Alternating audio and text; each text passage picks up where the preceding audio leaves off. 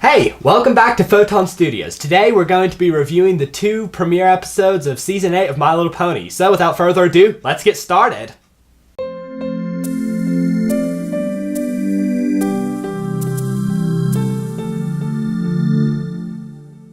Quick note before we start the video, guys, be sure to like this video and subscribe and turn on notifications so you won't miss any of our upcoming videos. So yeah, school days. When going into this episode, I didn't know what to expect, to be perfectly honest.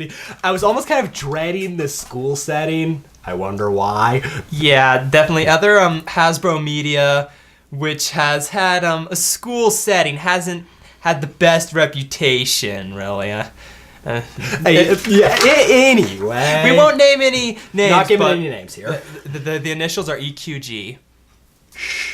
Okay, so we got a lot to discuss here and stuff, and alright, first on the list was what we thought of how Twilight and the other members of the main 6 were handled in this episode. What do we think of that? We'll start with you. Personally, I didn't see anything out of the ordinary. They acted the same, with the same ponies, which I had grown to love through the past year, because we only started watching the series last year.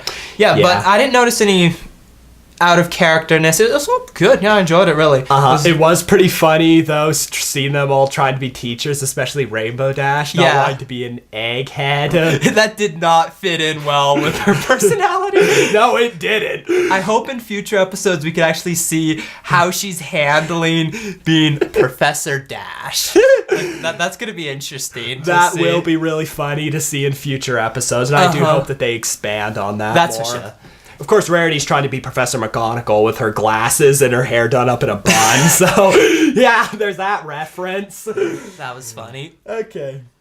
Let's see. Okay, next on the list is our thoughts on the episode of what we thought it was going to be versus what it actually was in the end, like going into it with our expectations, everything. Yeah. We kind of covered this in the beginning of we were kind of dreading it, but after watching it, I was honestly impressed, if I'm going to be honest, because I was expecting either it to be a more or less generic beginning 2 episodes, or it was going to end up being really school-ish, as it were. Like Daddy Daycare. I remember at one point I said, oh, is this going to be like Daddy Daycare? Because I'd seen in the promo everything getting destroyed and like the Chancellor Naysay being there as like things like falling apart around him. I was like, oh, it's gonna be like Daddy Daycare. They're gonna have to deal with like a bunch of rowdy kids and be like the end of their rope as everything goes to hell or something. But no, that didn't happen. That would have been funny, but we got something better. Yeah, again, I was impressed with the way it was handled. And just in the episode, when they get discredited by the EEA and the school gets shut down and stuff because they didn't follow the curriculum rules and stuff, at first I was like, are they going to do the message of make your own rules and move beyond? Yeah. It's like, I was wondering if they were going to do that. I was like, are they doing this? And then when Starlight bats the rule book out of Twilight's hands and it goes in the drink, I was like, oh, they're going there. They went there. Yeah, and big time. Especially for us being unschooled for our entire lives. Yeah. That really impressed me out of the whole episode, because it's pretty much what we've been raised with our whole lives. Alternative education. We got some links in the description if you want to read more about the unschooling movement, the Waldorf curriculum, and homeschooling stuff. That's what we've been all our lives. So this episode hit very close to home of saying the public school system doesn't work. Conformity doesn't work. Children need to be taught in a fashion to actually retain everything. Yeah, and the teachers, instead of just drilling facts that were useless into their minds and just making them do tests over and over again, right at the end, you actually see Rainbow Dash and Rarity and all the others just hands-on teaching these students with actual experience. They're not just at the chalkboard anymore. They're actually teaching them and enjoying it themselves. Exactly. And I loved that. Yeah, it was brilliant. Absolutely brilliant. So yeah, that was really impressive for them to do. And I don't know what else I expected from My Little Pony. I mean, they have done this kind of thing before. Derailing expectations. Yeah, they're really good at that. And okay, let's see what we have here next. Our thoughts on the new characters. Yeah. Whose names escape us. We only just watched the episode 4 days ago. Yeah, so we'll have to wait until future episodes to actually get their names in our heads, because currently I only remember Smolder and Finbar. Or it was Sandbar, not Finbar. Yeah, not Finbar. Yeah, Finbar. Yeah, It's a reference only Will get. Yeah, and a few others, but yeah, I fully expected not to like any of them. Yeah. Also, I'm gonna sound like a pessimist, by the way, and that I always expect the worst, but just, you know, It wasn't optimistic of them starting to school, like we said. yeah. So that sort of led to our doubts about the new characters, but like the whole episode in general, surprise, it's like the Yak character, I can actually remember her name, Yona. She was enjoyable. I expected her to be a bit obnoxious, but she wasn't. And the Griffin, I was expecting to be Draco Malfoy. That was another thing with the school setting. I was dreading the bully, but then I said, how do you be a bully at a friendship school? What do you say? I'm a better friend than you can be. I'm going to beat you so hard with friendship that you aren't going to know what hit you. Yeah, that doesn't work. Yeah, unfortunately, he wasn't a Draco Malfoy. In fact, his attitude switched very quickly in the episode. Which I liked. Yeah, the only character which I'm still on the fence about is, The Hippogriff. yeah, Queen Nova's niece. It's like, She's basically Princess Skystar 2.0. yeah, I guess they could just pay the actress to come back, but they didn't want to get a replacement actress, so they just said, we'll just make Princess Nova 2, or Princess Skystar. Princess Skystar 2.0 and be alright. I think the thing that cracks me up the most is the fact it's like you meet Queen Nova in the movie of the My Little Pony movie, and she's like this really chill, calm queen. Her daughter is just through the roof. Her niece is through the roof. So we can assume that her sister or brother is probably through the roof with craziness. Yeah. And it's like Queen Nova just hasn't taken after any of them. And the rest of the royal family is just spazzed out. Yeah. So she's the only character which I'm a little bit on the fence about, but I'm hoping that in future episodes I'll get to like her more, because I felt the same way about Pinkie Pie when we first started watching the series. Like, every time she'd come on and just suddenly burst into song, I would always just go, God, because I thought she was gonna be like Unikitty from the Lego Movie. That's what I thought Pinkie Pie was gonna be like, but she grew on me very quickly. Yeah, as we and there was the series, and there was a lot more to her than meets the eye. So I'm hoping that that'll be the same with Queen Nova's niece, and yeah, I'm just looking forward to getting to know them more, and I'll say more of my thoughts on them later once we have gotten to know them more in future episodes. Yes, that's brilliant. All right, what's next?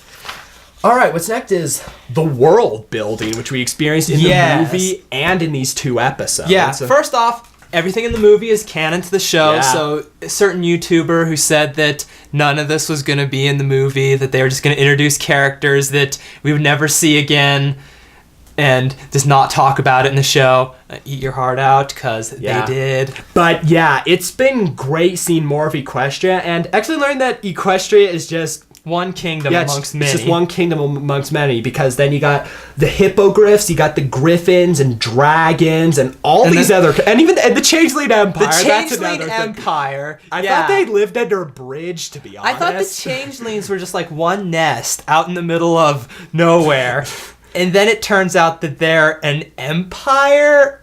Either old Thorax has been doing some conquest while we haven't been looking, or I think he probably inherited it from Chrysalis. Yeah, who knows where she is now, Yeah, maybe we'll get some more info on the Changeling Empire in the future. I doubt that very much. I also loved the fact that potentially there's a theory here about why the hippogriffs were the first choice. The Queen Nova's Royal Navy.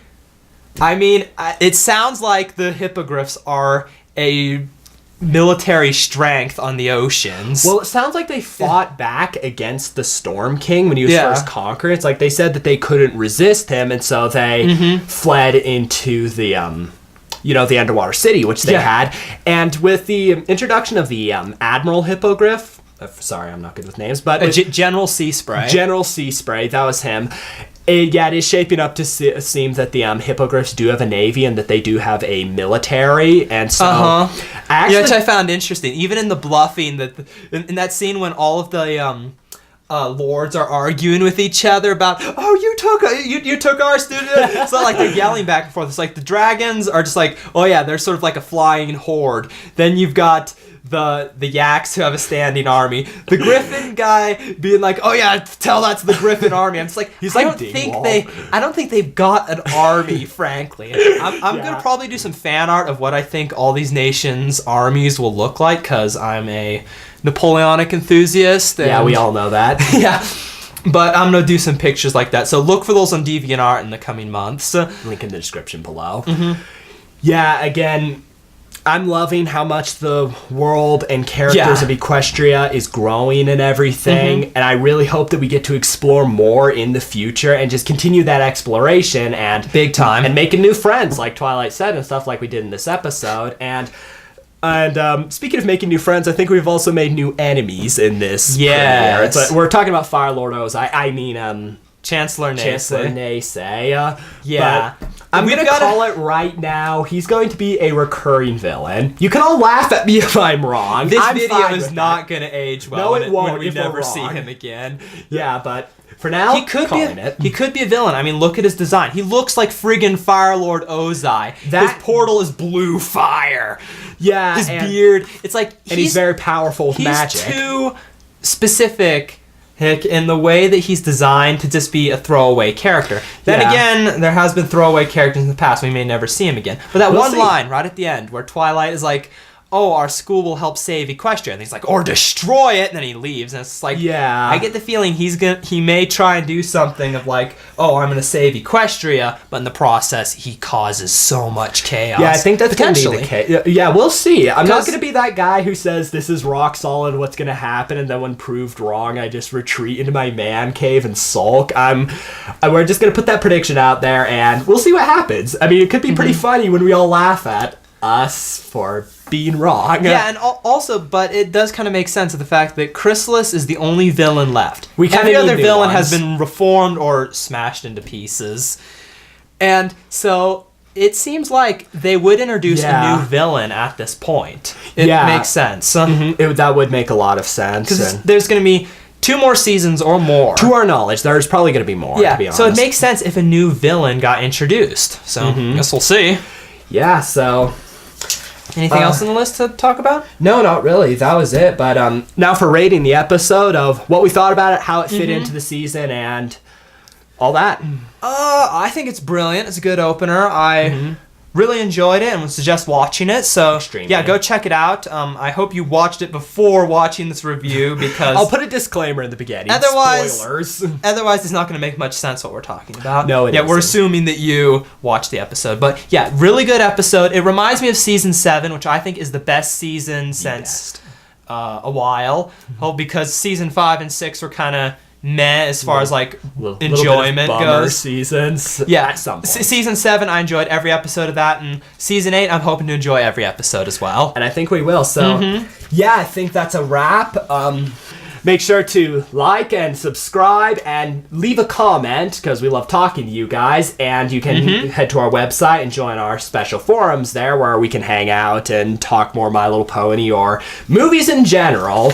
So you've been watching the Photon Network. Bye. See ya.